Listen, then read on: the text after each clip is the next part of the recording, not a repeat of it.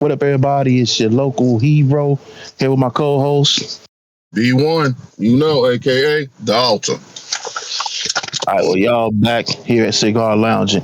So, yo, B1, man, you went down to the lounge for the first time, baby. How'd it go? I did. It was nice. There was nobody there really, but it was pretty late. But it was a nice little spot. I'll definitely be going back when there is more people, obviously. It wasn't as intimidating as I thought it would be. It's not even really it's not a big space. It's about a medium-sized space. But it looks like even when people are in there, it could be kind of homey, They got, like I said, they got the chairs and they got the tables. It's like 3 screens and a refrigerator. You can bring your own bottles in, no bottle fees. And it's just look like it'd be somewhere that you could actually go and relax and just unwind. Okay. Which this day and age, you definitely need that away from the house. So here go the question of the day. What cigar are you smoking and what you drinking? Well, I took your advice from the last episode, and I got the Drew Estate Acid Blondie. It's actually a pretty nice little cigar so far. Mm-hmm. And then I'm drinking the Dragon's Milk. Dragon's Milk. The aged stout, though. Okay. So far, that's got a pretty nice little taste to it. Like, I like stouts. Mm-hmm. A lot of people don't. I don't know why. I mean, yeah, they're a little bit thicker usually than most beers, but so is she. Still enjoyable. Okay. Yeah, I got me a Menso 70. I got me a Evo IPA lot number 3. That's Maryland beer. But I got me some hard. I told you I was gonna do it. It's a bottle down. I finished it. The Nyack cognac is it's one of the best cognacs I've ever had, man. But speaking of cigar lounges, let's talk about cigar lounges. I did an episode where I talked about my pet peeves and how I detect a good cigar lounge when I walk in. Since you're new to it, I'm going ahead and bestow my knowledge upon thee, because I am a benevolent cigar hero. Yeah. What I learned is when you go in there with the people, how I look at it, it's like high school, man. If I go in and I walk in here and you got this guy, you got a click over here and a click over here and a click over here, and they're not communicating, that's not normally a cigar lounge I want to go to, because I know I don't like the click atmosphere. I never like that. I like a cigar lounge where I go in and then this guy talking to that guy talking to that guy. And I like when they greet you when you walk in, like, hey, man, what up? Hey, how you doing? Even if they don't know you. That lets me know that's the type of cigar lounge I want to be in. That's a friendly cigar lounge. Well, I mean, that makes sense, because if you walking into a lounge, just like in high school or even jobs, mm-hmm. If there's clicks, then it's always bound to be some drama somewhere. Because this clique don't like that clique, so they arguing all the time and they not getting shit done. Then they want to cause problems for this one on the other side of the room. Yeah, ain't nobody got time for that shit. And they choose a side shot. Smoke, drink, relax. Like, I'm not here to be a fucking mediator. Oh yeah, I've learned that, man. I've always those cigar lounges I try to stay out of. Luckily, I haven't been to too many like that. I have been to some, and I know it when I walk in. If you've been to cigar lounges for a while, you notice it. It's like your antennas up, like, okay, yeah. This ain't where I necessarily want to be. This ain't my scene. Now, if you own that Jada Smith and you like that drama, go ahead. Me personally, I keep it moving, man. I go in if I see the lounge like that. Because I walked in, I'm not just gonna walk out. I go in, I buy a cigar. I might buy a cheapie because I don't want to spend too much money because I'm going to another cigar lounge. Right. You know what I'm saying? So I get that cigar and then I go to the next lounge. So that's how I detect the cigar lounges I really don't want to be in. Then also what I learned was when you go to a cigar lounge, if it's a really good cigar lounge, you always got, it's like It's like if you walk into a good high school, you go to a football team where everybody doing what they supposed to do, not the hating that shit. You got that one motherfucker that's like the leader. And you walk in and he'd be like, "Hey man, what you smoking?" Like, I'm smoking this. I had it when I went to Leonardstown. Never met this guy. I saw him a couple times since. I walked in, he was like, "What you smoking?" I think I was smoking a Christoph. I forgot which one, but I was smoking a Christoph. And he was like, "That's a good cigar." He said, "But let me put you up on game." The man walked in, got me a $14 cigar. Said, "Hey, put this on my tab for him." I was like, "Shit, well, you gotta let me buy you a drink. Hey, give him whatever he drinking, put that on my tab." The drink ain't gonna equal out to that cigar, I can tell you that though. So that's how, like, I like cigar lounges like that, man. When it's so fluid, man. I hate when you go. It's like when you go to a garage to get your car done, and everybody's sitting around talking and they taking all day, and you like, come on, man. That's the thing. If you go into the lounge, you're going to relax. Sometimes that might mean that you want to stay to yourself. But more than likely, if you, especially like out here, they're really big into their sports out here. So if there's a baseball game for me, because I've been in this lounge when there was people there. For me, one of the things is like if there's a sporting event on, it doesn't matter what it is. Because I've been in there in the winter when the Chiefs were playing. If I walk in and I see everybody watching the game, but nobody's talking, nobody has any real excitement on them. That's probably indicative of the environment in the lounge itself. Because I know personally out here, you can put two Chiefs fans together that have never met each other. You swear to God, they've known each other for years. Man, that's just what they do is talk about football. Like that's it. I mean, that's the cigar culture, though. You could put too much. I remember when I was living in PA, I was driving. I was with my ex at the time. This dude had a XJR Jag convertible, and I pulled up to him. I think I was in Challenger, and I had the little Hemi. You know what I'm saying? I was smoking, and we at the light. I stopped, and he looked over, and he was like, "Hey, what you smoking?" I told him what I was smoking. I was like, "Oh man, I gotta go get me one." I go to Bloom's, which Bloom's is a very big cigar lounge in Pittsburgh. So I'm like, "Oh man, you know what? I probably saw you there." He's like, "Yeah." He's like, "Man, come over sometime, man. You gotta come. Man, just let me know you there, man. We go ahead. Let me know where I met you at. Have a cigar together." Like the cigar culture, man, it brings a lot of people together. I don't think people, like, if you're not part of the culture, you don't understand. That's another thing. Like, people be like, "Oh, you always at the lounge, man. Oh man, why you smoke cigars like that?" And it's like, I could explain it to you, but you wouldn't get it. It's a fraternity, man. I can see that. I mean, it's definitely something where, like you said, it's meant to bring people together, give you a common interest. It's not really something you do half-ass. Because it can also, what I'm finding out, can also become very expensive. Like, so I would suggest for people who are thinking about starting to smoke cigars, becoming cigar smokers, you got to look at the financial aspect of it too. Now, it doesn't have to be crazy, but I mean, it's just like with pretty much any other hobby you have in your life. See, hold on. I'm gonna stop you there. It's not a hobby. This is a lifestyle. Well, you understand what I'm saying. It's a lifestyle. Like, this is something you into. But here's the thing: if you want to go, I'm gonna help you out with that. If you want to go cheap, you always got deals. If you want to go buy online, Cigar International, JR Cigars, wherever you want to go, or if you go to your local B&B, brick and mortar. That's what we call your cigars, the cigar lounge. You go to your local brick and mortar, your B&M. You go to your local brick and mortar. They got packs in there. You can get like 4 or 5 for $20. They got, like I said, you don't have to buy the $15, $20 cigars. You can get a nice factory smoke. Our engineer, we talking about factory smoke. They went to Benny's and they was telling about factory smokes. Factory smokes cost like $2, anywhere from $2 to $2.75, and it's a good, decent, everyday smoke. You can smoke those every day, and those are the type that if you have to put them out, you're not mad. It's $2.75. True. I'm saying you can get that's cheaper than cigarettes. You get how much is a loose square? Like $1.50, $2. It's about the same as a loose square. You know what I'm saying? I have to say, I really don't know at this point.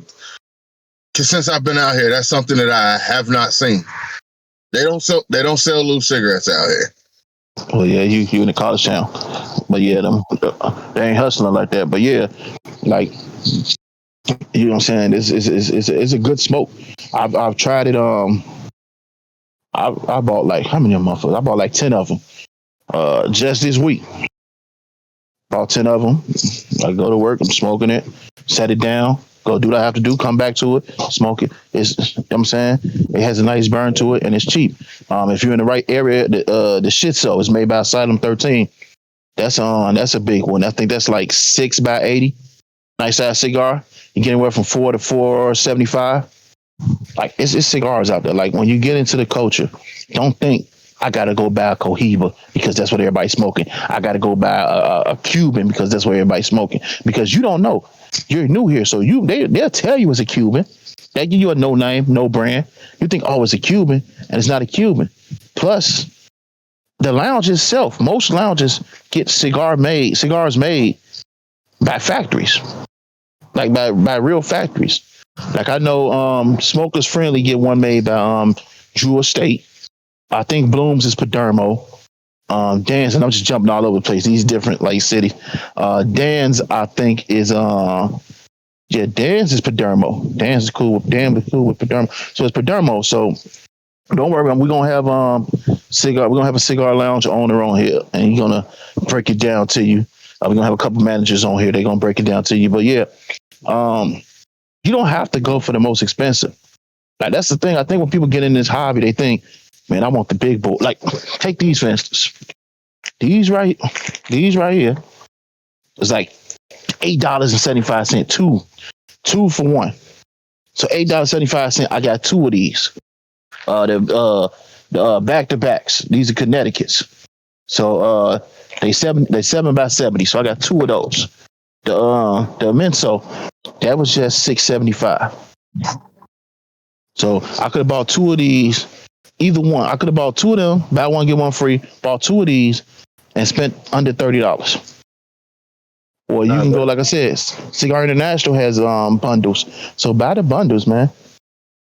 But don't, what I tell people when you smoke cigars, don't get married to one cigar. A lot of people get married to that one cigar, and that's, oh, I'm just smoking this, I'm just smoking that. Now try different cigars. Yeah. I mean, I'm trying to branch out. I'm just really stuck to Drew Estate. No, you know what? Drew Estate and Padermo have never let me down. They have never gave me a bad cigar. Island Jim has never gave me a bad cigar. It's certain cigars, certain cigar makers, they have never gave me a bad cigar. So I know like me so far, it's Drew Estate and Alec Bradley. Alec Bradley got some really good ones. That Texas Lancero is one of my favorite Alex Bradley ones. Yeah, Alex Bradley has never let me down. Like he's been solid with his. Like I said, I'm not a huge fan of Rocky Patel, but that I'm gonna tell you, that Disciple is great. I'm a huge fan of that Disciple. Every once in a while y'all see me because it's windy out here. Y'all see me do some crazy shit. So I got my official torch. So you know what I'm saying. I gotta buy some more fluid. I'm just gonna buy a new one. Yeah. That's why I set a house fire with that. That's why I just keep one of these right here. No, mine is somewhere. I don't know where it is, but I know this one always readily available. Betsy, calm down, Betsy. Sit down. Oh, Betsy. Oh, so is this one.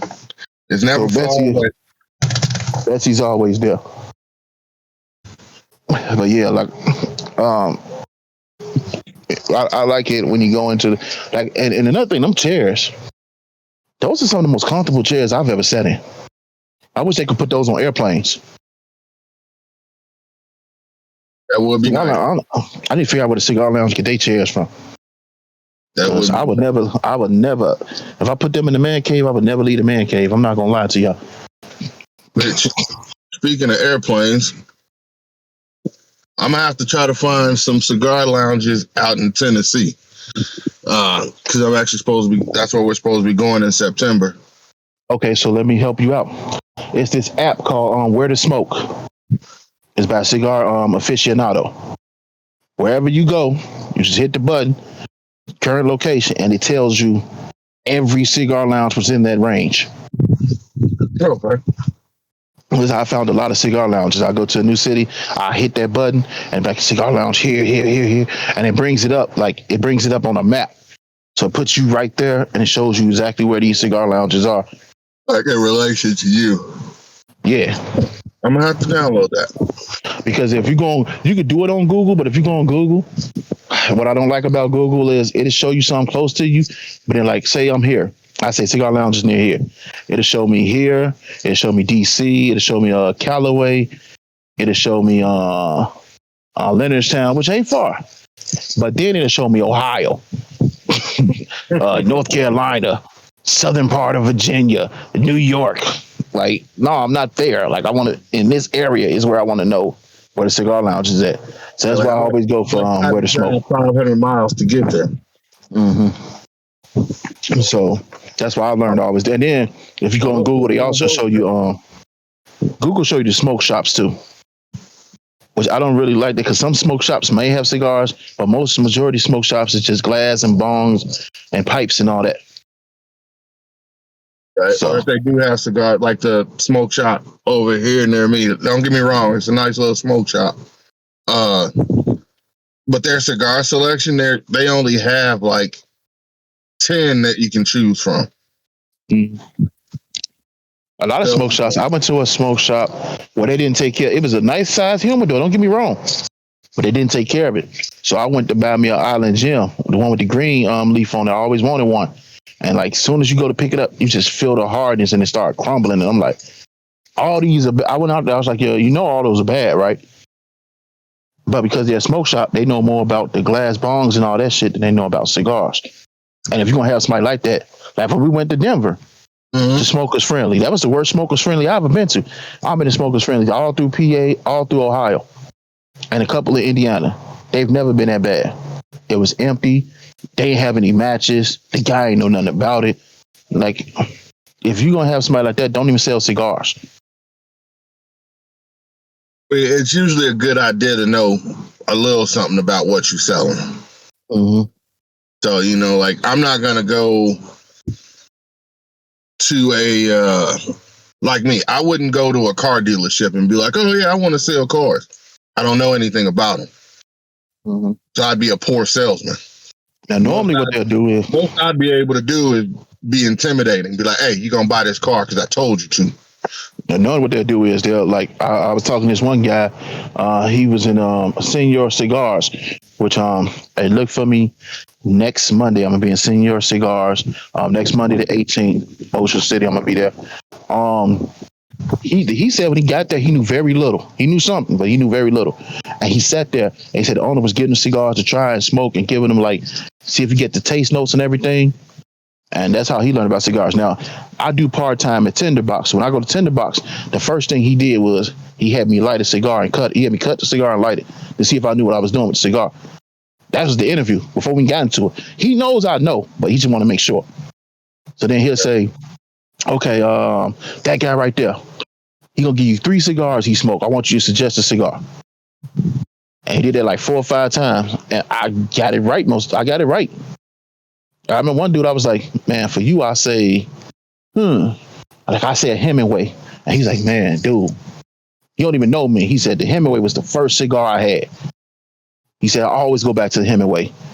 And it was like, hey, he's a natural.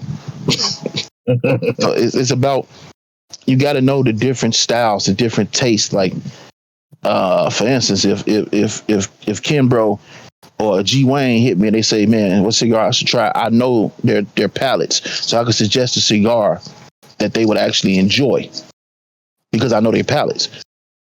And I know cigars. And I ain't saying I'm a genius, but I know cigars enough where I could suggest, hey, try this. You might like this. Because I remember Ken bro was on Nika Rustica for the longest time, and then them motherfuckers went through a drought and couldn't get none. Now they back in stores. Well, we was looking for Nika Rustica like a motherfucker though. I remember on my birthday, I went to Tinderbox, they didn't have it. I went to Victor's, they didn't have it. I went to Benny's, they didn't have it. We went to a Cigar Lounge up there by in Madison, they didn't have it. Yeah. We called the one in Madison, they didn't have it. I'm like, come on, man. So that's another thing when you go to the Cigar Lounge. You definitely want to know. You want to make sure the staff knows what they're talking about. Well, you got to know what you're talking about. I mean, you're not just going to listen to somebody if they don't know what they're talking about. Mm-hmm. Like, I mean, you know, if you go to a liquor store, if you tell the person there that you're looking for something specific and they like, huh? What is that? No, I'm not listening to nothing you got to say then. I went to a liquor store and bought, it was an IPA. And these females working at the liquor store. And it's a good liquor store. Normally, everybody else know this shit. I don't know why he hired these two. And they was like, what's that? Is that real beer? I'm like, yeah, it's an Indian Pale Ale. What's the percentage on that? Is it like Budweiser? It's nothing like Budweiser. That actually sometimes because like people, like out here, people kind of measure everything to Budweiser and Bud Light. They're like, oh, well, is it like Bud Light? No, it's not. It's actually real. It's a college town. That's all they know. I know. But get back on track. I like a cigar lounge. Here's my thing. I normally when I smoke in the cigar lounge, I like to smoke in the winter, the late fall, early spring. It's starting to get cold out, chilly out. So I like to smoke inside. But in the summer, I mean, I might smoke there, but I already know I'm gonna finish my night outside. So I like a cigar lounge that has an outdoor smoking area. I've always liked that. So that's the one thing I like. Well, obviously, because when it's warmer out, you know, kind of want to be outside, especially if it's not hot, but it's warm. Mm-hmm. And there's something about smoking outside. There's a light breeze. Like, you know, you want to enjoy the air. Mm-hmm. You don't want to be stuck inside of a building with a bunch of smoke. Now, see, that's the thing. If it's a good cigar lounge, I remember I used to smoking what's that one in it's in Verona. My man owned a cigar shop now. I'm about to get him on the show. At first it was called Cigar House is what the name of it was before they closed. My man bought it.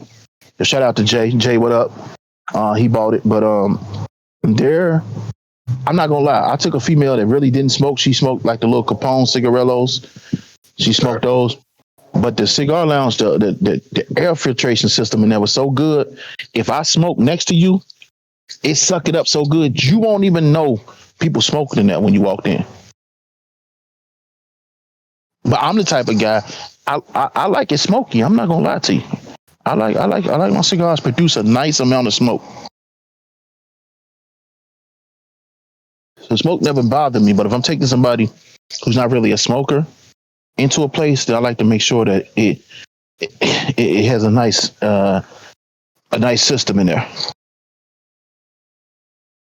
Well, I mean, that could always be definitely be a good thing.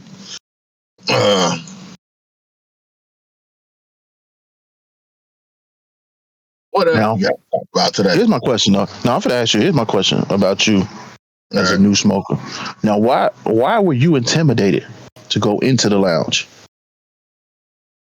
Because you know what? You see so many people in there and they're smoking and whatever, you know, you see them talking and stuff like that. Mm-hmm. And I guess for me, I hate that feeling of being somewhere and feeling like everybody's watching me because I'm doing everything wrong. So, like, I don't want to walk in. It's like I'm sitting there and I'm smoking a cigar, and then you have people staring at you like, why is he doing that?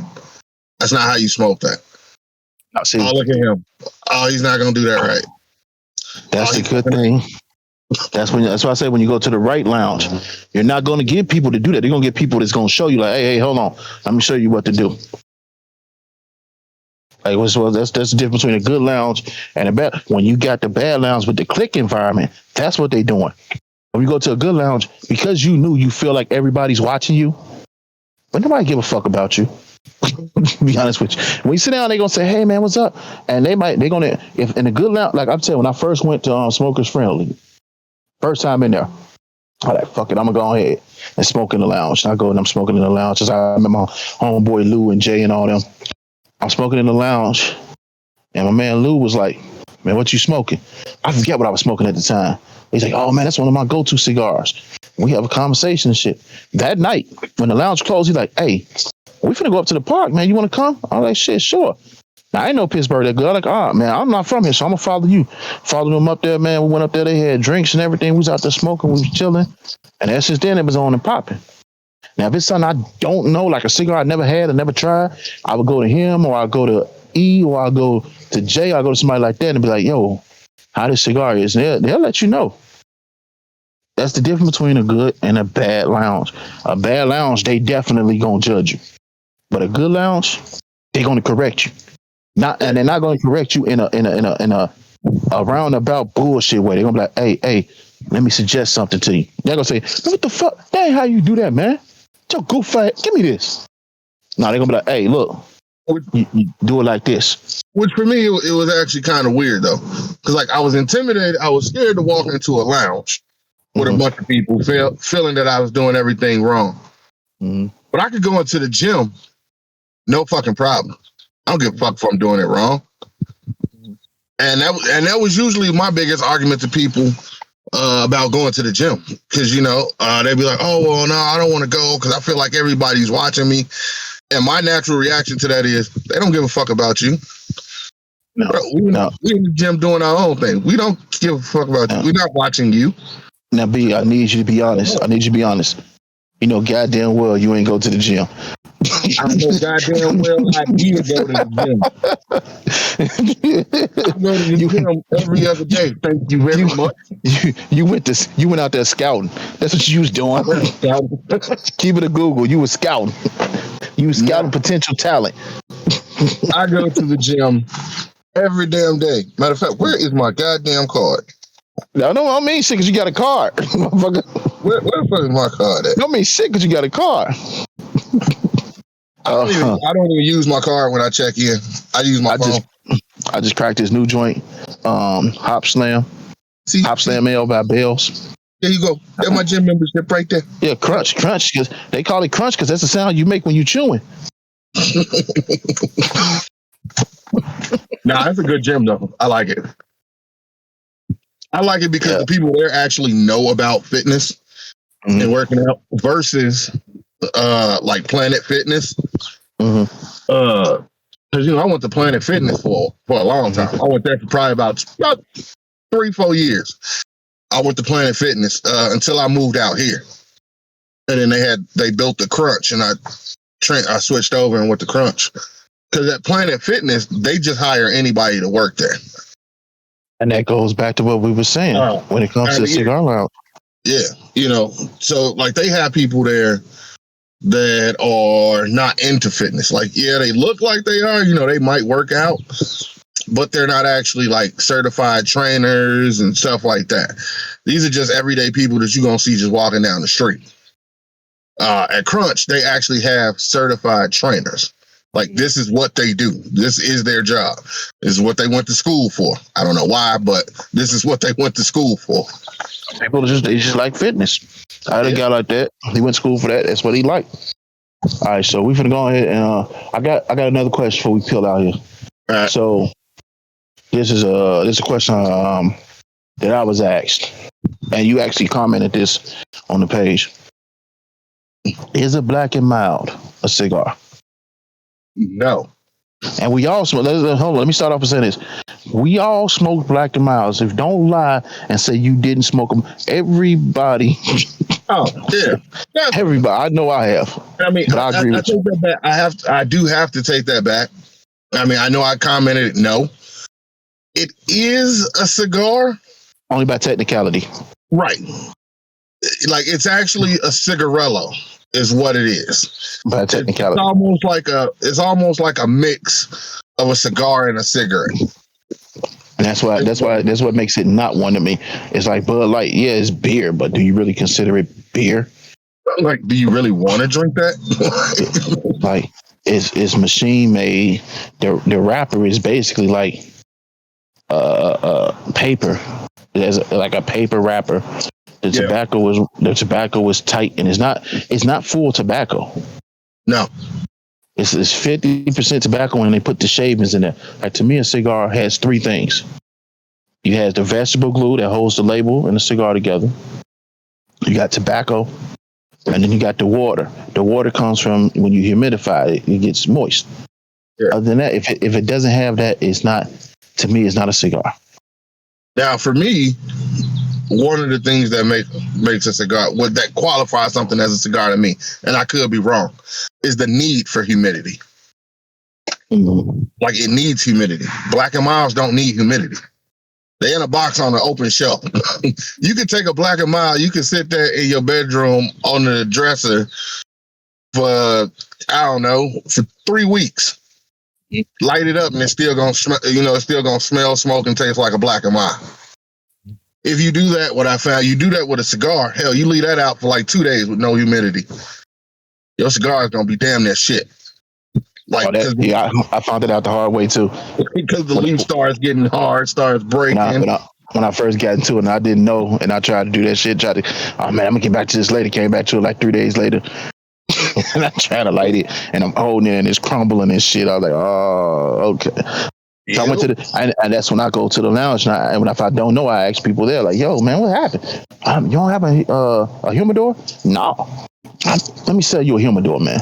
And let me tell you what to do to how to season it, how to get it up and running, which we're going to get into in later episodes. We're going to get into traveling humidors. We're going to get into all that. But, yeah, they put me on point, man. Like I said, all this is it's a learning experience, man. You can't, that's why I tell people, don't go in intimidated, man. When you go in, talk to if you go to the right one, talk to the person behind the counter. Like, if I talk to you behind the counter, like, say for instance, I walk in a smoker's friend, and this man is behind the counter smoking a cigar. So I'm assuming that he knows about cigars. So when I ask him, he knows. Right. So, like, that's why I said it's different between going there and the smoke. Now, you go to a smoke shop, some of them might, majority of them, you ask them about this, hey, what about this bong right here? Oh, man, no, you want to get this because this, and this. That's how I want you to be with cigars. Right. And I mean, it makes sense because they talk about what they know. Mm-hmm. And if you smoke cigars and you don't know, ask. The only dumb question is a question not asked in the cigar world. There's a lot of dumbass questions in real life in the cigar world. Because if you knew, you don't know shit about humidification, what it should be set to, the right temperature, how to season it, how long you should sit on your cigars, like how to bring them back. You don't know none of them. So it's like when you go to kindergarten, you don't know your ABCs, you don't know how to spell your name, you got to learn. And as you learn, you move up a grade and you can teach somebody else. And YouTube is a great reference point. You can go to YouTube and there's a lot of experts on there. Padermo's on there a lot of times. You got Pravada has a channel. Like, you got all these dudes that's going Cigar Aficionado. These guys are telling you here, you right there, here. You got a lot of guys that's telling you, know what I'm saying, dropping some cigar knowledge on you. So never be intimidated to go to the lounge. Never be intimidated to try new cigars, man. Never be intimidated. I like trying new cigars. I mean, yeah, as you should, man. You got to, because you don't know if you're going to like it until you try. This is true. So my suggestion is always try to get the cigarello or something. The same logic I use with women. Hey, I don't know if I'm going to like it till I try. Good night, everybody. We cancel.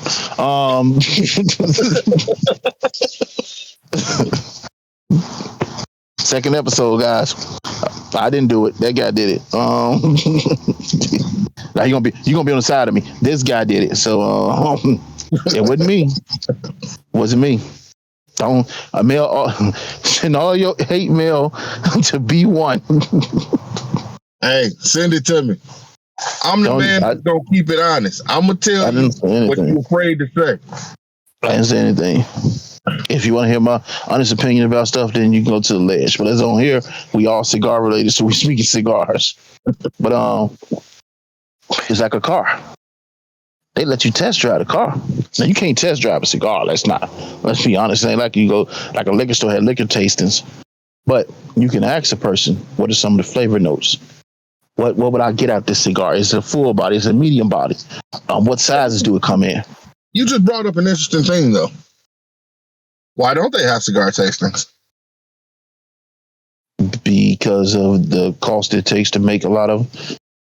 Now you can go like people have like say for instance, you could throw one.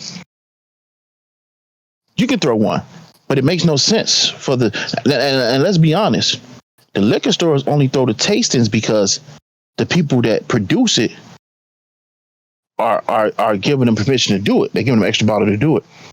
With the cigars, it's different between the cigars and the liquor. When you come into a cigar shop, we expect you to smoke cigars. And that's the same thing though. Like, okay, so with tasting, like you said, they might get them an extra bottle or whatever. Okay, so since most of the cigars I smoke, like like I said, like the Drew Estates and the Alex Bradleys, they're hand rolled. So they're not done by a factory, so it's nothing that's preset. They roll them themselves. Making smaller versions, like maybe even a little mini version. They do. They call cigarillos. They put them in boxes. But like something even smaller, something that might take you like a minute, maybe two to smoke. Just something that'll give you kind of the notes. You see how fat your fingers are. That's why they don't make them. But no, here's the thing. Again, they tell you the taste notes. They tell you what it's going to taste like. See, with liquor, as it ages, the taste changes. A cigar is a cigar. If you're saying you're gonna have notes of, you're gonna have earth tone, notes of leather, pepper, or a citrusy cigar, or this or that, you know what that tastes like. True. Like, you know what that tastes like. So if I tell you, oh man, this cigar is peppery, you know what pepper tastes like. You don't have to taste it to know what pepper tastes like. That's like this Gatekeeper. I got that one, the Alec Bradley Gatekeeper. I never had that one. I'm interested in trying this one.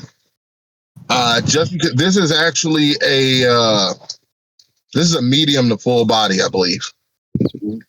I'm smoking a mild right now. Normally I'm a full body guy too. I'm smoking a mild. So yeah, this is a medium to full body. And it says that it's supposed to have notes of black pepper, nougat, and leather. Okay. Do you know what all those taste like? Of course I know what all of them taste like. So, I mean... Why do you need to taste it? And that's why I said, I'm interested in seeing what it tastes like. Yeah, but plus, you never tried them all together. It's not like, I'm sitting at home having a black pepper, nougat, and leather sandwich. That's a lie. I had one last night. It's not like I'm doing that, I had one last night. I had put some pepper on nougat, and I used leather as the bread. So, you gotta step your cigar game up, brother. You behind. Yeah, I'm way behind. You're running for the bus. I got one more question for you. So sometimes when I go to the shop, sometimes they have the cards that'll tell you the profile, like what the cigar is made of, so like what the wrapper is, what the filler is, where the tobacco came from. And then there's a number. What is that number? That number is the rank of the cigar. Because like sometimes, like this was a 91. That's the rank of the cigar according to Cigar Aficionado in some places. Most places it's the rank according to Cigar Aficionado. So then do I want like a higher number or are you looking for a lower number? The high numbers are good, but like I said, a lot of them ain't even ranked, man. You could, like I had the Punch Diablo when it first came out, and in 2018 that was voted one of the best cigars out there. But I had it before it was even ranked. So the number necessarily, they might not even be ranked yet. It might be something new. It might be something just on the market. So the number don't necessarily mean that. A lot of guys go for that number, and sometimes it costs them. And also, if you look on there, it has a color scale. It goes from red to green. That tells you the strength of the tobacco. But yeah, a lot of guys they go for that number like, oh man, I gotta have the 90s. I gotta have the 90s. I gotta have some cigars just aren't ranked yet. So you can get a good cigar that's not ranked yet. I mean, there's a lot of cigars I had that's good. It was just one of those things that I just kind of thought about that, like, I see it on some of them. Mm-hmm. And I just always wondered, like, what is that number? Like, what does that selling point? Selling point. Yeah, they ranked it this. They ranked it this number this high. They ranked it this. 2018 cigar of the year, 2019 cigar of the year. Selling point. Gotcha. That's all it is.